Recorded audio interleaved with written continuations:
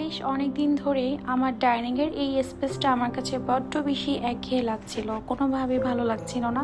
আর আমার বাসাটা যেহেতু অনেক বেশি পুরনো, আমি চাইলেও মন মতো সব কিছু করতে পারছি না। আর আমি অনেক দিন ধরে একটা ভালো বাসা খুঁজছি, কিন্তু আসলে মন মতো সব দিক থেকে হয়ে উঠছে না। কেয়ার করা যেটা আছে সেটাকে মনের মতো করে গুছিয়ে নিতে হবে। আর আমি আজকে আমার ডাইনিংয়ের লুকটা পরিবর্তন করার জন্য আমি এখানে একটা হোয়াইট কালারের কাভার কিনে এনেছি। এটা হচ্ছে সম্পূর্ণ হোয়াইটের মধ্যে একটা গোল্ডেন ফ্লোরাল টোন আছে।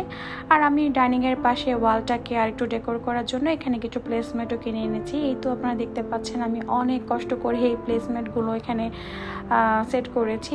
আর এই প্লেসমেটগুলো এখন পুরো ফেসবুকে এত এত বেশি ট্রেন্ডি, এটা মানে এত বেশি ভালো লাগে। প্রত্যেকটা হোম ডেকোর পেজে আমি দেখি যে প্লেসমেন্টগুলো দিয়ে হোম ডেকোর করে, আমার তো খুবই বেশি ভালো লাগে। তো যাই হোক, এই তো আমার রুমটা আজকের জন্য আমি প্রিপেয়ার করে ফেলেছি। খুব ভালো লাগছে, নিজের কাছে খুব শান্তি লাগছে। আসলে ঘর হচ্ছে এমন একটা জায়গা, প্রতিটা মানে মানুষেরই আমি মনে করি যে একেবারে শান্তির একটা জায়গা। পৃথিবীর যেখানেই যান না কেন, নিজের ঘরের মতো শান্তি আর কোথাও নেই।